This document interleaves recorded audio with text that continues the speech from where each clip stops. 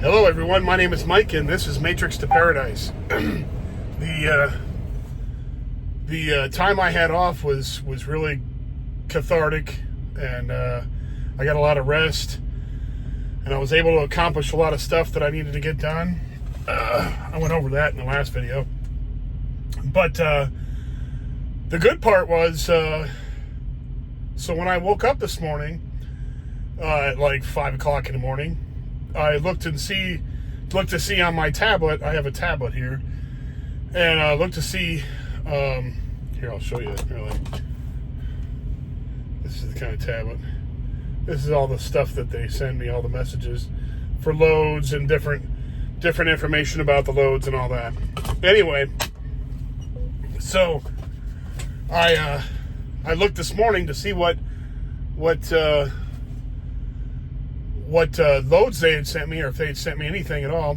And I found one load was going over to California, and it was only going to be like a 400 or 500 mile total mileage for that load. And thankfully I wasn't up at the time they sent it, because it timed out. They timed it out, and I didn't respond, obviously, because I was sleeping. So they took it away, and they gave me another one. And the next one was a really good one. It's over 1,500 miles. So I had to go up to, it's very interesting. You go up to, I go up to this copper mine up in Miami, Arizona. And there's an open pit copper mine. I think it's open pit. Copper mine up there. And I guess, from what they say up there, that is the largest collection of copper anywhere in the world. And they've been mining that for a long time, and they say there's still tons of it left. So that's a good thing. You always need copper for wires and all that stuff. So anyway, and believe it or not, you go through some crazy, ridiculous stuff to get into the place to even get the load. I asked the guy, I'm like, why is the security so crazy here? And he's like, well, it's copper. Everybody wants to steal it. And I thought, well, you got people coming in here with different companies, like Crete, like me. But then I thought, anybody could mess around and copper is really, really expensive right now. So, I wouldn't put it past people to, fabricate, get a red truck like this, put the same lettering on the side, and, go steal one of Crete's trailers somewhere and go and, pick up a load, steal somebody's load information, go pick up the load, and then take off, and then you have tons. I have right now in the back of my truck, it was 44,000 total pounds put into the back of the trailer. So 44,000 pounds, including the 30,000 pounds that the truck weighs anyway. So 44, it was a total of 76,000 pounds. So I was only, I think it was 76.5. I'm only 3,500 pounds away from being, fully loaded total. Where you can't go over, you'll get pulled. If you go through a weigh station, you'd get taken off the road. But but anyway, it's a lot of copper back there. It's just copper, like this thick copper wire stuff, and I'm sure that would go for a ton of money. But anyway, I was happy with the load because it's 1,500 miles. So I'm going to start off this week with over 1,500. It's going to be like, let me see what the total is here. I'll tell you. 1,535 plus 83. So over 1,600 miles. So 1,600 miles to start off this week is wonderful. And it'd be really nice if I got another 1,500 mile load going back to Phoenix. That would be great. I don't think that's going to happen like that, but starting off the week with a 1,500 mile load is very good. But anyway, other than that, that's what I'm hearing. Okay, so like You pick us up in Miami, Arizona, which is up by Globe, Arizona. That's more known than Miami is, but Globe, Arizona it's out in the hills, northeast of Phoenix. And the sucky part about it is, I could have made it up here. Okay, so I'm up here in Joseph City right now at the Loves in Joseph City, Arizona, which is close to Holbrook, Arizona, and it's not too far from the New Mexico border, right down the road. Well, probably about, I don't know, about 70 miles away. It's only 75, maybe 80. So there's a road called US 60. Now, you could drive a truck on it. It's okay for a truck to drive up to Miami and Globe, which is right in the same area. But to go from Globe up to Holbrook, where we're right down the road from, it's not. I looked in the atlas, and it doesn't allow for trucks. Now, I've driven that road before, and it's windy as hell. I mean, you could drive a truck down through there, but I don't want to get pulled over by the cops and get a ticket for driving a 53-foot trailer through there, because it is like windy and like a ton of switchbacks, and it's going through hills and all that. And it kind of sucks, because if you could go through there, you would cut a lot of time off, because I had to go back to Phoenix, which was about 70 miles, and then up to Flagstaff, and then over again east to get up here. So it was like an extra bunch of miles that I, didn't want to do today, but it is what it is. But I'm just happy with the load. I've been complaining about, low mileage loads for forever, and I'm very happy with the load, because a 1,500 mile load is wonderful. You don't get those too often, and I really like it. Hopefully they keep hooking me up with some loads here, because all I'm trying to do is make money and get going. Somebody else can have my job after that. But I mean, I like working for Crete, don't get me wrong, but I'm here to save money. Here to save money. And this load will help out a lot this week. Hopefully, when I'm dropping this off in a place that's really weird name. It's Duquesne, Illinois. It's close to Carbondale, Illinois, which is southwest or southeast of St. Louis. And I've never heard of that town before, but I'm going there with this load of copper. It's for some kind of wiring place, I think. I think the place is going to turn this copper into wire. But yeah, so it's all the way to Illinois. Hopefully they send me back west and don't send me to like Ohio and have me run up and down the East Coast. I hate those routes. It's just a big hassle. I was seriously thinking of they've got another thing you could join up with. It's called the Western Regional, which would keep me only in the West. But they keep trying to talk me out of it, saying that hey, if you limit the area that you're going to go, you're not going to get more miles. But everybody I talk to that's in the Western Regional group is getting tons of miles, tons.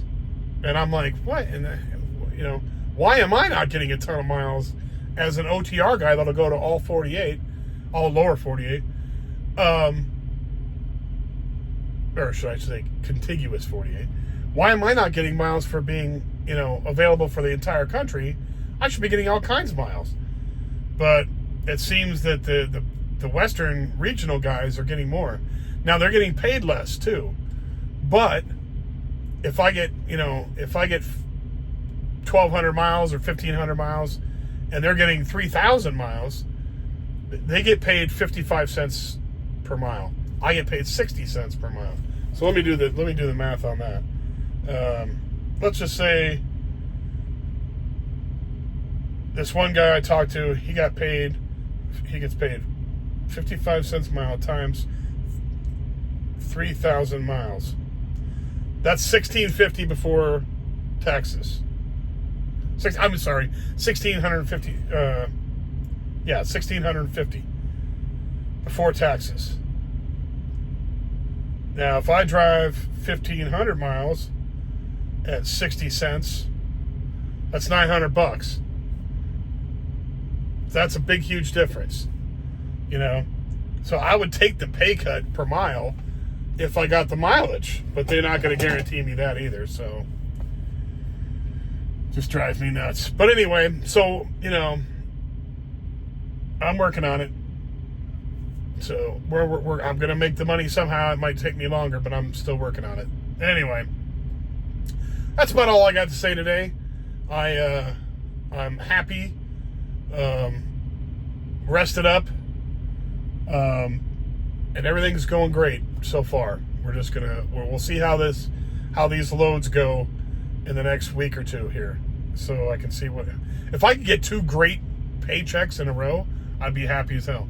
Most of the time I get a great paycheck and then I get like a dud, and it drives me nuts that way. I wish I could get, you know, start stringing them together like a month or two of nice paychecks, you know. Anyhow, I'm up here on I-40 in Joseph City. I'm gonna drive all the way out, probably get just inside the Oklahoma line through Texas right there, up by Amarillo. I think I'm gonna get over the Oklahoma line there, if I drive my entire clock tomorrow, and then the next day I'd have to get up and I'm gonna have to drive all the way into Missouri, and then of course the next morning I'll end up in Duquoin, Illinois, and drop this copper load off. And it was a live load today, and it's a live load when I drop it off too. So at least I won't have to go searching for a trailer. I'll have the same one, which is a good thing. Other than that, everything is marching along good. I'm still making videos, still saving money, getting ready. Next year, I'm thinking. Oh yeah, and plus I said in my paperwork for my pension. So the next couple months, I should get a real good, clear picture on where I'm standing. Because if I can get that money from my pension going, and get what I think I'm going to get every month, that'll be good. That'll help out. And I think by the time I leave, that'll probably be an extra, like, you know, see, $1,700 or $2,000 right in there, added to the mix. Get that rolling, and then I'll have once that check starts coming in for that retirement, then I can start planning a little better for the money I have to take over to sustain me until I can get Social Security. And I'll have a better view of it. And I want to take as much as possible, obviously. And I want to prepare for the worst case possible scenario. So my biggest fear is coming back here. I don't want to come back and have to go back to work and do it all over again. That will drive me bananas if I have to do that. So, it'd be wasting more of my retirement. I want to be able to make it until I get Social Security. So I have to take enough money in the worst case possible scenario to get over there. However, I can cut it a little closer when I'm getting that retirement coming in, because that's a guaranteed money, and that comes in every month, and that won't eat into my savings. That'll just come out and pay for my rent and my air conditioning and stuff, my electricity. So since I've already lived in Cambodia 5 years ago, and the prices have not changed at all, hardly. In fact, I think they've gotten a little cheaper there. Not necessarily for electricity, but for rent. And I'm not going to Phnom Penh this time. I'm going to Siem Reap, which is a smaller city, not as many expats living there, the whole 9 yards. So it's cheaper there. So I've already done this, and I know people don't believe this, but there are some critics I have. But I've done it, and I know how much I need to spend and how much I have to have for food and for, other things. I've got it worked out. There's also health insurance. If you want to buy health insurance over there, you can get health insurance. There are plenty of videos. There's a channel on YouTube, For Real, spelled FORE4, and then Real, RIEL. Riel is the currency in Cambodia, so they're making a play with words, which is pretty cool. So it's For Real, RIEL, and they're an Australian couple that does a lot of info from Cambodia, and they did some stuff on insurance, and I can't quote it all from here, but they did. It's not that expensive. It's not like America. So you get your major medical stuff done over in Singapore, and then you would get your or Hong Kong, and you'd get your cuts and abrasions and sniffles. You take care of that in just Cambodia. You can care of it. But major medical stuff you would get, you'd either come back to your home country or you'd get insurance to pay for major medical over there, most likely Singapore, and it's a hell of a lot cheaper over there than it is here. So you can watch that. And these are Australians, so they it's expensive in their country too for healthcare. Anyway, so I've done this before, and I was there for 6 months, and I had to ration a lot less money there. For 6 months, I had to ration $3,000. That's all I took over there. So I already know kind of how to live frugally. I definitely am more frugal now than I was 5 years ago. But I also know that you can live on a lot cheaper than what I did when I was there initially. So I'm not going to make those mistakes because I don't want to come back and have to go back to work. So I've just got to make 60 months. That's all. And I could probably stay a little bit longer here and make a little bit more money and cut that down some too. Instead of 60 months, maybe, 57 months or something like that. I could probably stay until the summertime or something. But anyway, I'm working on it and everything's going good so far, and I don't want to ramble on for too much longer. So thank you everybody for watching the videos. If you like the videos, please hit the like button. If you like them and you hit the like button, hit the subscribe button too. All this stuff helps me in the algorithm, gets it spread, the channel spread to other people that might enjoy this kind of content. And if you know anybody who likes this kind of content, escaping the Matrix, travel, trucking, any of that, pass it along to them. Thank you, and I appreciate it when you do. I will come back with more. I have the weekend coming up, and I will let you know how this all worked out with this load, and I'll see you then. Thank you very much. Bye now.